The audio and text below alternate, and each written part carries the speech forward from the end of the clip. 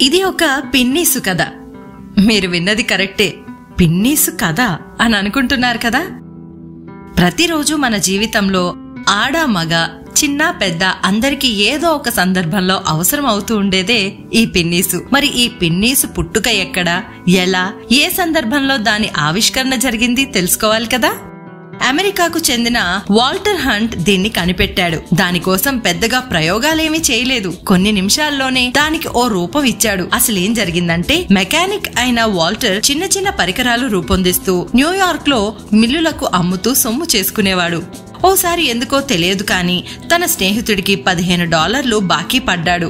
అవి చెల్లించడానికి వాల్టర్ దగ్గర డబ్బులు లేవు. అతడి బాకీ తీర్చడం కోసం ఏదైనా వస్తువుని కనిపెట్టి అమ్మాలనుకున్నాడు. అప్పుడు అతడికి అక్కడ ఒక ఇత్తడి తీగ కనిపించింది. వెంటనే దాన్ని తీసుకుని అటూ ఇటూ అంచాడు. ఓ వైపు కొనను పదునుగా చేశాడు, మరోవైపేమో కొక్కెల్లా తయారు చేశాడు.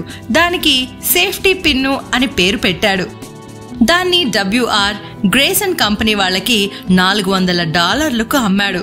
ఆ డబ్బుల్లోంచి $15తో తన స్నేహితుడి బాకీ తీర్చాడు. మిగిలిన మొత్తాన్ని తన ఖర్చుల కోసం వాడుకున్నాడు.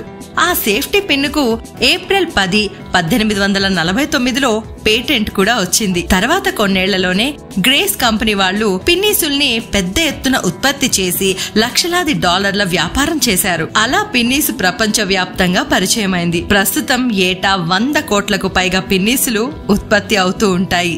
అంతేకాదు, ఈ పిన్నీసుకు చీరకు చాలా అవినాభావ సంబంధం ఉందనే చెప్పొచ్చు. పిన్నీసు లేందే ఎంత అందమైన చీరైనా కట్టలేం కదా.